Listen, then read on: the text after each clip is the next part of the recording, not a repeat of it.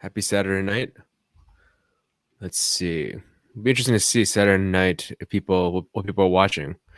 Um, in the time of Corona, if people are out there doing anything or just staying at home chilling, watching Netflix.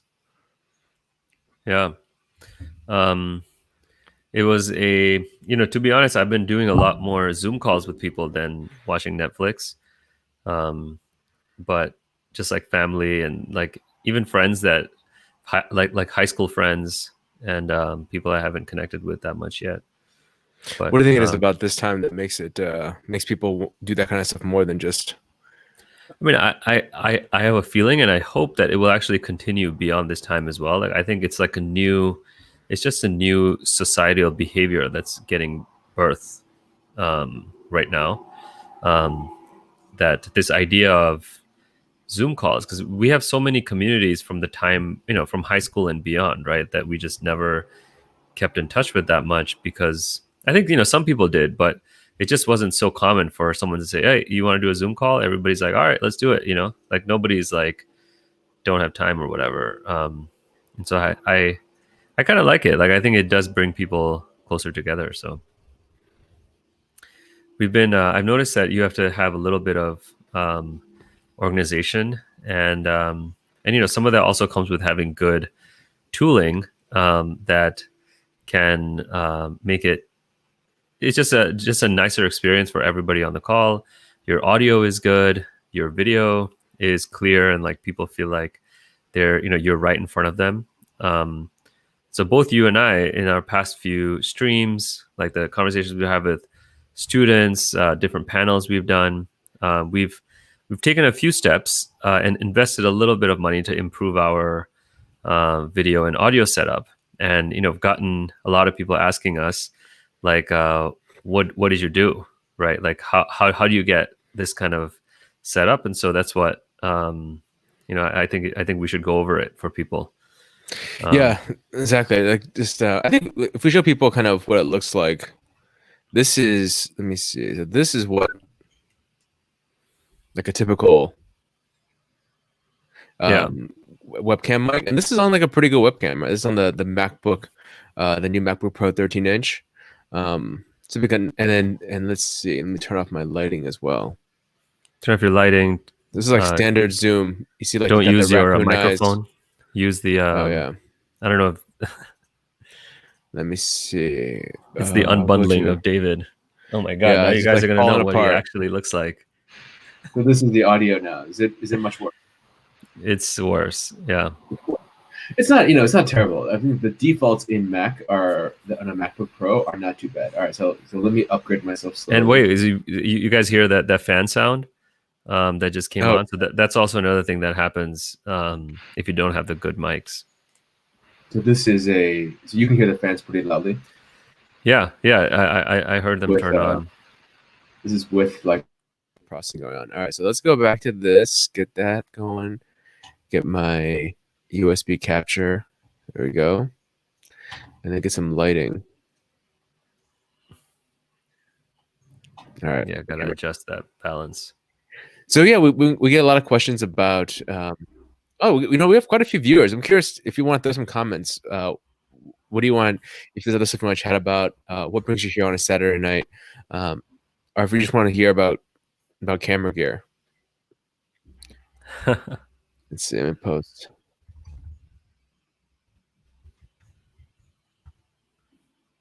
What are you up to? All right. So I think the first thing really is. I would say that so let's start with the video, right? The first thing is really how do you improve the video? Another thing people really like is the what we call like the blurred background, what's typically called a bokeh look, right? And so you can achieve it in photos. I think people are confused, right? Because now in on most phones, you can achieve it with something called like a portrait mode, where it will use artificial intelligence or use image processing to create that blurred background look. But it's actually quite difficult to achieve unless you have with actual lenses, unless you have the right kind of optic, setup, right? And so the first thing is for video, right? Because like it's very hard to do on video unless you have the lenses. Yeah, my understanding It's is like that processing power is too heavy. yeah, don't have a firm answer, but talking to people um, familiar with this, like the processing bandwidth to do portrait mode um, in video mode is just not there right now on an iPhone, even though it can kind of do it like because you can kind of do portrait mode as you're taking the shot, right? It is set up in portrait mode. Um, so hey, Manash is here. Manash Dharma. Manash, you've been on several of our live streams. Welcome. Glad to have you here. Are you the one who was coding 20 hours a day to become a full stack developer? Um, but in either case, so the first thing is really getting the optics and to make it really clear, really letting in a lot of light and get that blurred background. So what we have there is let me share some. Um, so what we have done is get a DSLR or not even DSLR, a mirrorless camera, and let me get that up loaded up here. So we have we've both bought it's a pretty popular camera now called the Sony A6100. Now, why do I say it's a popular camera? Because one, it's relatively reasonable, right? I mean, more than a webcam, but it's about $730. You know, it's crazy. This thing has been fluctuating price all over the place.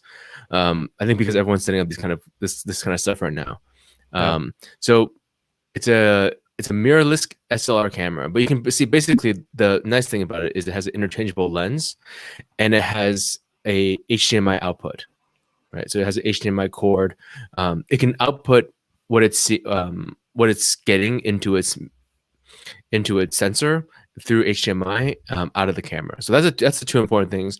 There's a few popular ones. I really like Sony's lens because Sony's become so popular because of the mirrorless format. They dominate the mirrorless format. There's more lens options. It's a little bit cheaper, and there's more people using it, online kind of. So there's more support, more used market. The other one popular ones I would say, Panasonic has a GH series, the GH5, but that's much more expensive. Fuji, I know Canon's M50 is popular too, but this is the one I recommend. The A6100, the A6400 is also pretty nice. I've used both, but along this line, this one just came out I think last November. Has the same sensors as 6400, and will set you back about $1,000. And so if I think about the flow of photons off my face. So first it has to go through some lens to get into this camera. And the one that everyone recommends is this one. Sony 16 millimeter. Right. So this one is what's good about this is this you see this f1.4 number. The f1.4 is the aperture. It's a let's see, what is it? It's a measure of the aperture and how wide of an angle it can, or how wide of a circle it can use to let in light. Now, the reason this is what gives you that background blur effect, right? Because the focal point, and it's funny, I was reading my photography book earlier, but it's basically light that's coming in outside of the focus range. It blurs itself naturally because the hole is much bigger where the focus area is, and so it's what gives you that nice kind of portrait look where behind you everything is blurred, but your face is very sharp. And I think that actually plays an optical trick where when our eye sees that, it makes the thing in focus even sharper than normally would be.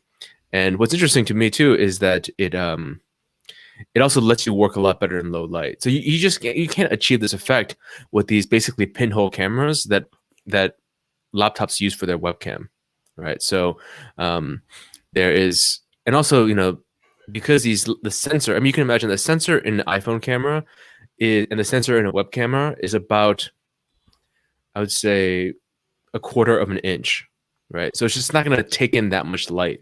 So that's why you get that kind of noisy, grainy look on webcams in darkroom. All right, so this is the lens that I recommend. Nimit, are you using the 16 or are you using the 30 millimeter? So I'm using the 16, 16 is the one that you. Which one am I using right now? I'm So I'm using actually the using the 16. 16. Yeah, I'm using the 16. Here's a Um, 30. yeah, and so basically the higher the millimeter is, the more kind of zoomed in it will be. And so you'll have to keep your camera further back based on the millimeter size. And so what you have to look at is like how your desk setup is. And I think that's something else that we can talk about after we talk about the actual gear, because it is a little you have to be a little creative to get this to be in a way that really works for you, especially if you have an external monitor, like both of us do. And so it just requires a little bit more creativity. But yeah, so I think the lens is very important. I, I have read that if you get the kind of official Sony Zeiss lenses, they can be a little bit smoother on the autofocus, but I haven't really noticed I mean, I've been pretty happy with the Sigma lens. I really haven't noticed too much of a problem. So I would go ahead with the Sigma. It's about I think it's like less than half the price of the Sony lenses. So Yeah, that's the Sigma is very popular because of how cheap it is. For being $300, it's pretty reasonable it's just for a a really good lens. Yeah.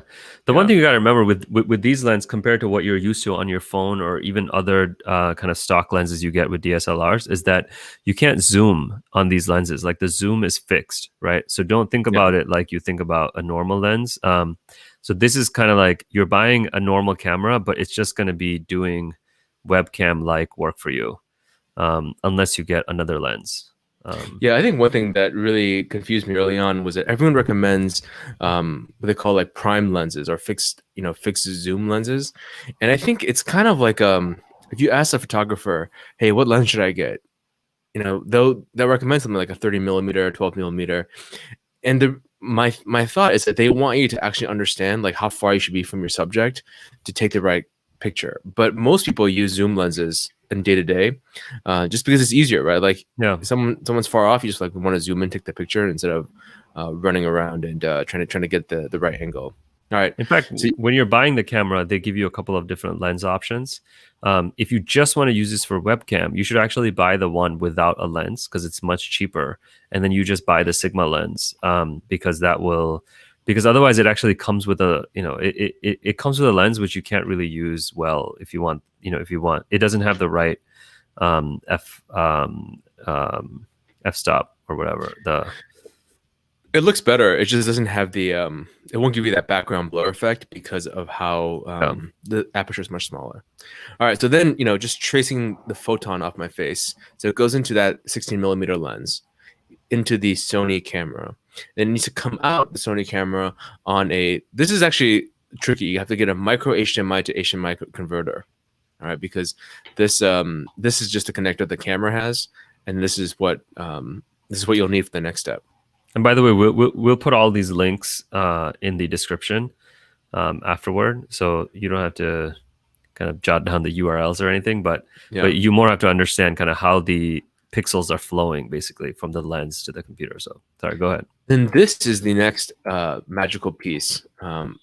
I don't know this company. I don't know why their technology works so well. I don't know what exactly is in it, but this is almost like a magical piece of tech. It's just any kind of camera comes into this, and it creates it into what appears to the computer as a webcam. So you can see this thing has a. Let me see if I can get two sides. So on one side, it has an HDMI input here, and at the other side is a USB, like USB 3 connector. So it looks like out of we connect the cameras, HDMI, micro HDMI to HDMI goes into this USB capture card, and then out USB directly to your computer. So what's amazing here is that this doesn't require external power. It doesn't really have anything except Well, it, just it, it, one it does pass get through. power from your computer directly, but yeah, no external power, which can be an upside and kind of a downside because it actually sucks more power out of your computer than it would if it had external power. But it's good enough. I'm also sending Dave a link here for the cheaper option, which right now, which you can also use for this, but right now it's sold out. And so you'd be able to use this to stick into your laptop as well to be able to get a similar Similar effect. Yeah, yeah, a similar effect. I've heard that there's. I mean, obviously, it's very popular. It's sold out. It's like the same idea. So this is what I would call a HDMI to webcam converter. So it converts that Yeah. signal into what appears to be a webcam. And I've heard that it's good. I mean, both Dave and I have the Magewell, but I've heard this is good enough for the purpose that we're talking about. Yeah, and Magewell also makes. I mean, this is more complicated, but they make cards that have like two HDMI inputs, four HDMI inputs. So we use those in our kind of we build custom live switchers. So when we do a live demo day, we'll have 5 or 6 cameras running at one time, being switched into all feeds coming into a single computer. Yeah. All right, and then after that, the one other thing you got to consider is if you want to be in a Zoom call all day, you don't want to be running off the camera's power. I mean, the camera probably will. You just want to be worrying about it, and so you want something like this. Well, cameras And then, normally have batteries, right? And you got to keep yeah, charging them. And so, what not a lot of people know is that cameras actually have a way to provide external power through it's actually a cool little thing here. What Dave's pulled up is that it's actually a dummy battery that goes into your camera, but then it plugs in, and then what you'll see on the little battery flap is that there is a little hole that you probably wouldn't even notice it if you were just using the normal battery, but the hole is actually meant for the wire that this dummy battery is connected to. And Dave, you may want to scroll up a little bit because our little banner is blocking the. let me kill that banner. Yeah. And so you see that little dummy battery on the bottom right of that picture. So that Yeah, looks exactly like the battery you're going to get. And so, yeah. yeah. So that plugs directly into power socket. It keeps your camera powered all the whole day if you need to. All right, so that I think covers the video part. So the main choices you have to make are what camera body you want and what lens you want. I think that the Sony A series, the Alpha series, along with the Sigma lens, is the default. Very good pick, probably the most reasonably priced one. Um, yeah, I Yeah. think I've heard of some other options too. Probably the Canon M50 is the other popular one. Um, The A7R4, that's another Sony. yeah, but that's very expensive. That's just like you know, if if you just want to go nuts. But Yeah. If cost is not a if cost is not an cost is not a issue, that's concern. But yeah. I feel like if all you're using this camera for is The webcam this function. webcam idea, then really the 6100 is the most effective You probably cost want value. one other thing is pretty common. You probably want a little tripod. Um, so this one is there's a portable one. Can't find it, but you want a You want small to send you a desk link to it? tripod. Yeah. It's actually a really nice one. This newer one. Here, I'll send you the link. And the tripod is interesting. You'll have to play around. You may have to play around a little bit depending on what your computer setup is, and what works for you. So, just get ready to return a tripod or two, depending on how it works for you. Because this compact one is good, but just know that it is limited in how high it can go. And so, if you have an external monitor and you're going to want and you want a camera kind of on top of the monitor, you're really going to have to either drop the monitor height, or you're going to have to get a tripod that can bring the camera a little bit higher. Yeah, I'm seeing if I can add additional let's see if I'm adding an additional thing where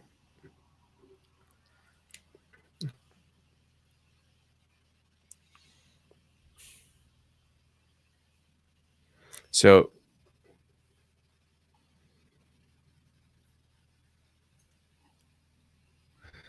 let's see cam. What are you doing?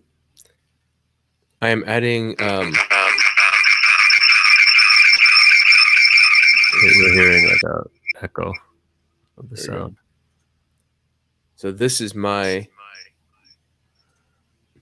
setup at home. See, this is the newer desktop, the newer tripod, desktop tripod Right. with the thing on top. All right, I'll remove from stream for now. All right, so I would say that's the first part is getting the like good visuals um coming into your camera. The next part is what would you say? Do you say lighting, or do you think we should talk about sound? I think let's just finish the video stuff. So lighting, which is so you have the tripod for the camera. The next thing that I think Dave and I have played with different types of lights. The one that I have is a ring light. You've seen that in a lot of YouTubers use it.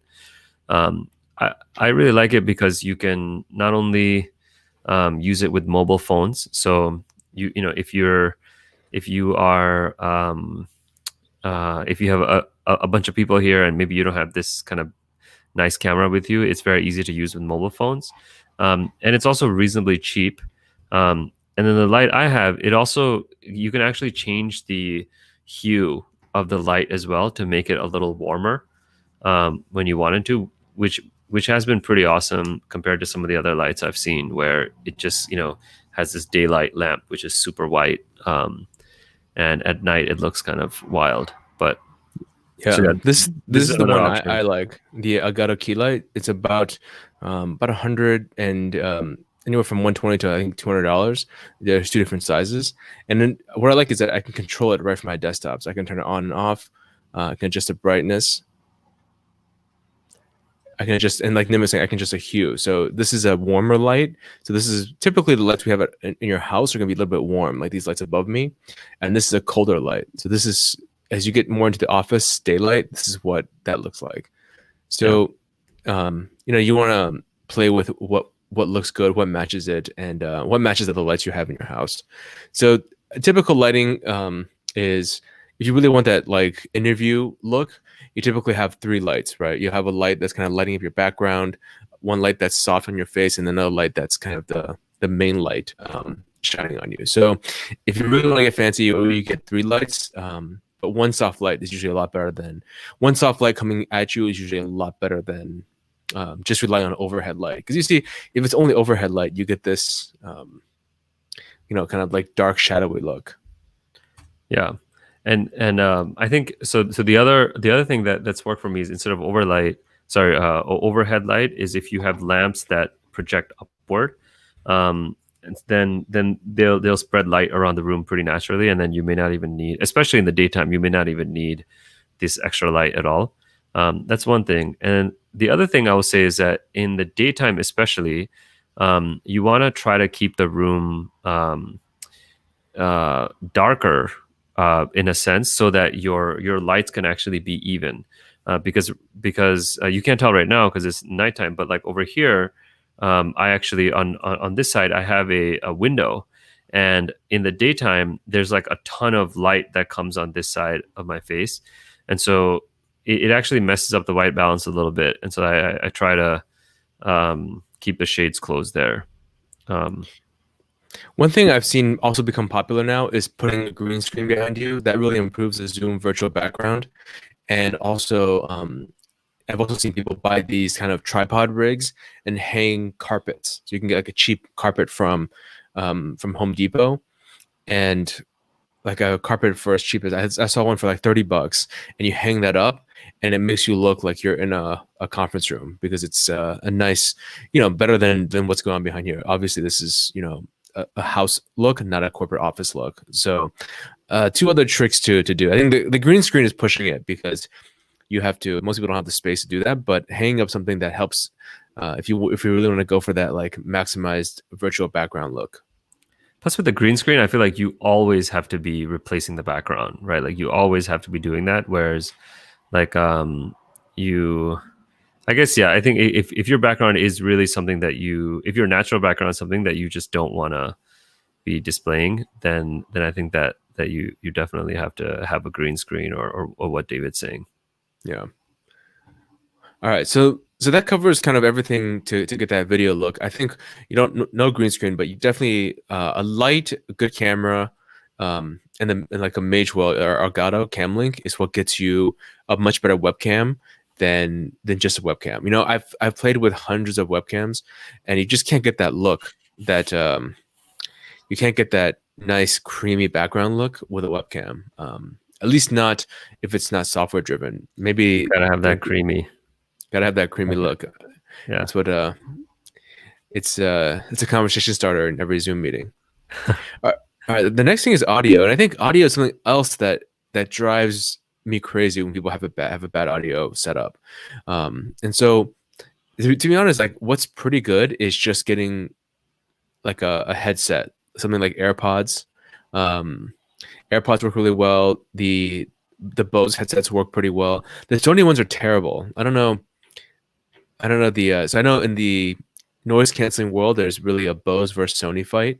The Sony ones have terrible mics. The new Bose ones have actually very good mics. So let's see, what's that one called? Bose noise canceling. It's very futuristic. Yeah, these. So I've heard people talk on these, and they have like I think 8 or 9 mics, kind of creating an array of mic array, like a kind of mini mic array. So they're really good at noise canceling out everything else. I've talked to someone who was in the middle of a coffee shop, and it was very clear the voice quality. So this I think is a pretty good start. Um, I think one thing is that you are limited. I mean, this is just like the limitation of computers, right? You're limited by what can be transferred over Bluetooth to get the richness of the sound that um, to get that kind of rich radio sound. It's just hard to transmit over Bluetooth Yeah. because of how much compression needs to go into the signal. So then the next level up is what I got set up here. I would say me and Nimit both have these are called USB mics. They're just mics that plug directly into USB. So I got this one, and you know what? I never heard of this brand before. I think it's considered a lower end brand, or kind of an entry level brand. But I'm really enjoying it. This whole kit for $80, you get a mic, a vibration shock absorber, and a boom arm. So I can swing this off when I'm not talking, and it has a USB connection, and it has an XLR connection. So XLR is like I would say like the super jacked up version of a headphone cable. And the reason it's better is because it's balanced, which means that interference doesn't affect the signal on the line. Whereas in headphones, like you put your headphones next to a power source, you've ever noticed like that buzzing? They don't happen with these with balanced XLR cables. So this one you can use the USB, or if you want to upgrade later, you can upgrade to using the XLR. So Nimit, which one do you have? I have the blue mobile microphone, so it's the blue raspberry. Okay. This is the one I have. I got it a while back. I'm not sure if it's if that specific. That's actually the exact model I have, but I don't know if that one's on sale anymore. I guess it is. Oh, So, it's renewed. um, Okay. okay, yeah. So I really like this one, and I mean I've had it for a while, but the reason I like it is that it works very well for the purpose that we're using right now. And then it also works really well if you're moving around because you can actually plug this directly into your phone. Like it literally plugs in like directly to the lightning, like right here, and it takes power from your phone actually, and you can just go around anywhere. You have like the highest quality audio that you can have on a phone, especially if you're maybe if you're vlogging somewhere or even if you're interviewing somebody. So and it's pretty small. It even though here they actually show the little stand, you can screw this mic into that same arm that David was showing on the previous product. So I like it. I mean, I think there are actually a number of options. Yeah. I think there's definitely a diminishing return with spending too much money on this stuff, like on the mic. I think spending about $50 to $80, like what like the option David showed, is probably good enough. If you Well, get one thing. those, yeah. Yeah. Sorry. Go ahead, Nimit. I was gonna say like I've seen sometimes people get those headsets that like the call center people have. sometimes somehow those headsets they just never sound as good as these USB mics, and maybe because they're they're trying to have a really small microphone that you can have attached to your head. Sometimes I mean they just never sound as good as these do, and so like the ones David's showing here, like these are like probably more professional quality ones, So and like yeah, here's the thing. So you see a lot of like I think podcasters use this mic. This is a very famous radio mic, and it's XLR only. So you once you get into XLR only, you have to invest in a thing kind of like the Mage will, but that will convert the XLR into something that your computer can understand, right? So, it's typically called a XLR to USB interface.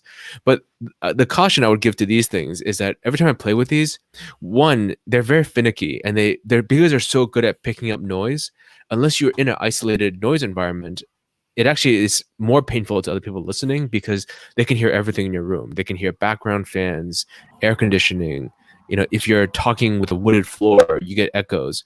So it's actually, so this is one of those areas where I think spending more money oftentimes is not as right, is not a solution. So I recommend that unless you know what you're doing, and I mean I spend a lot of time digging into this stuff, and I feel like the cheaper like 50 to $200 range, you get a lot more kind of easy setup. Then once you go into this you need to then run XLR to USB interface, something like uh,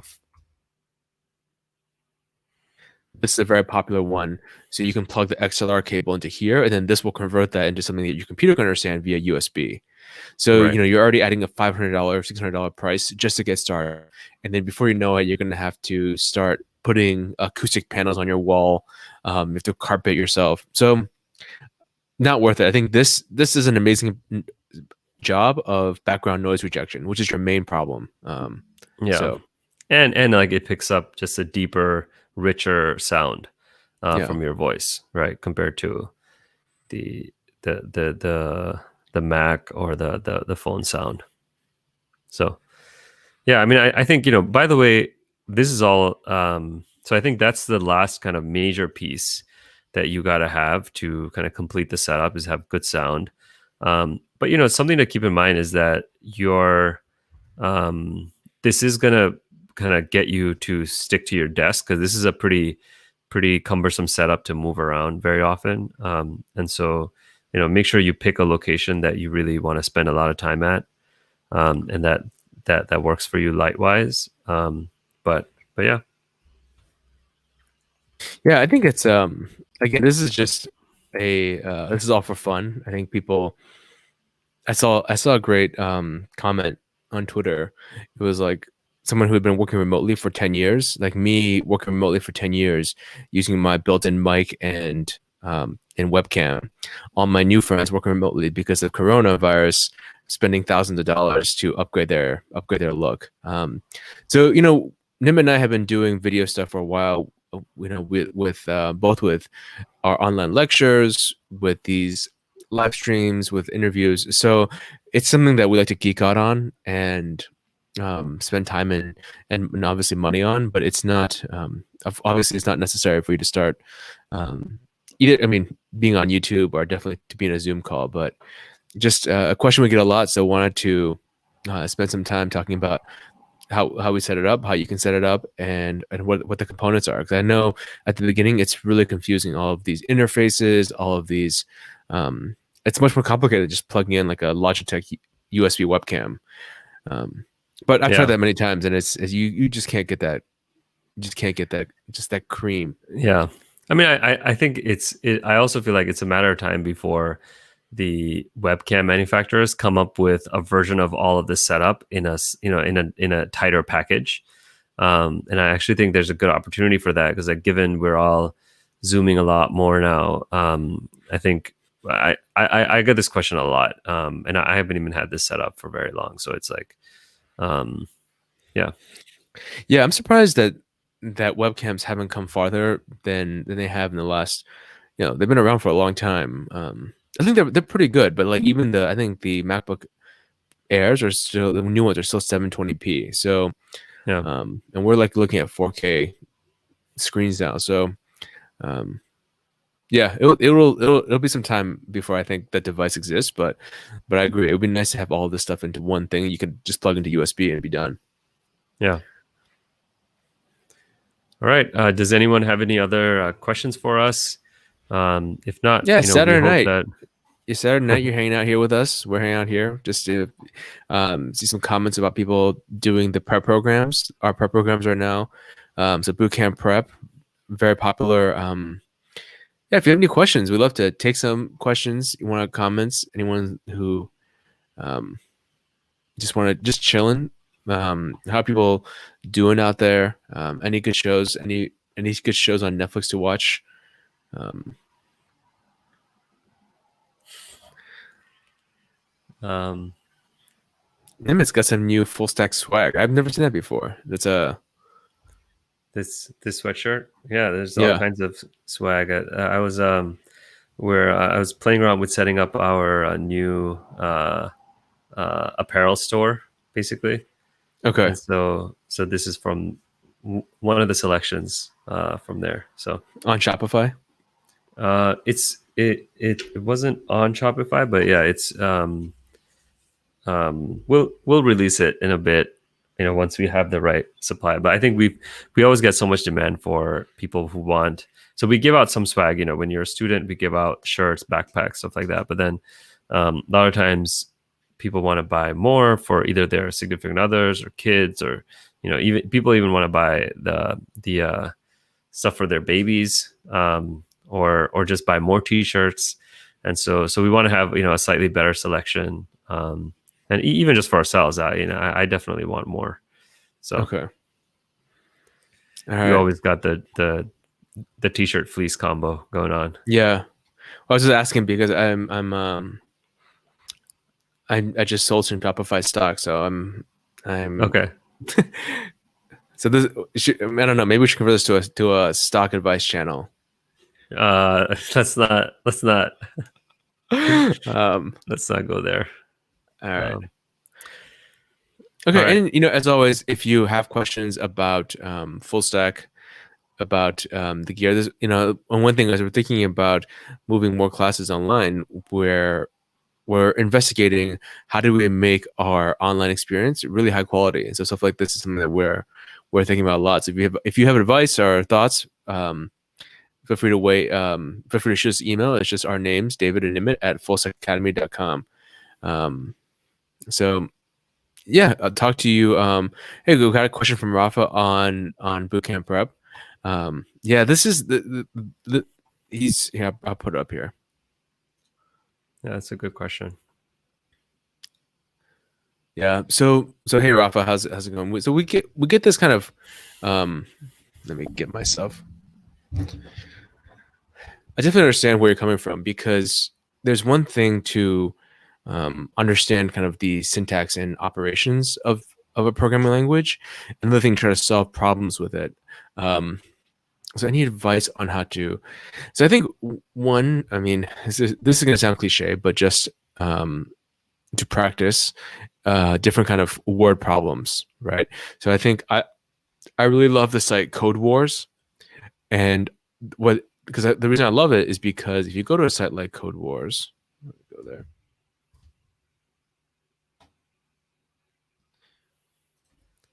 They have problems at every difficulty level. So if I pick JavaScript, um, they'll have let me log in. They have questions at every skill level, and then afterwards you can see different approaches that people took. Um, so if you go to Kata, is there a version of exercises? I would say pick 6 or 7. It's more difficult as you go lower Q. It's a little bit confusing.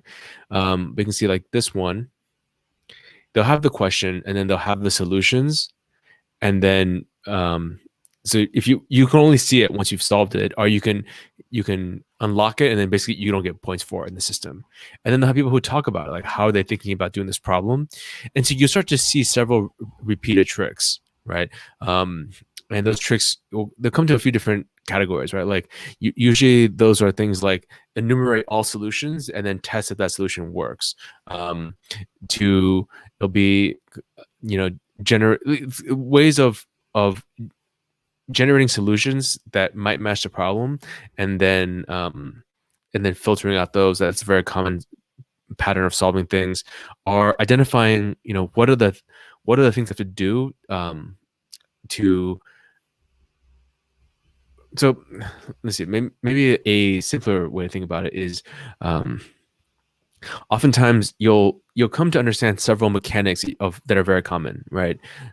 Looping over everything and doing something, putting something into a dictionary or a hash to check if something exists over and over again.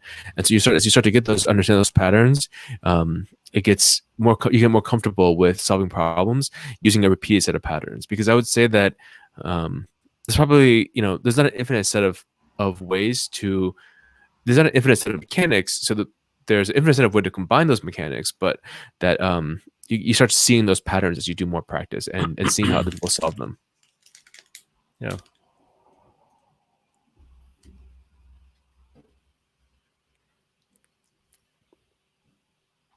All right. All right, you There's other guys. questions. Good hanging out with all of you Saturday night, and keep on keeping on, Keep it on. coding, zooming, and we'll talk to all you soon.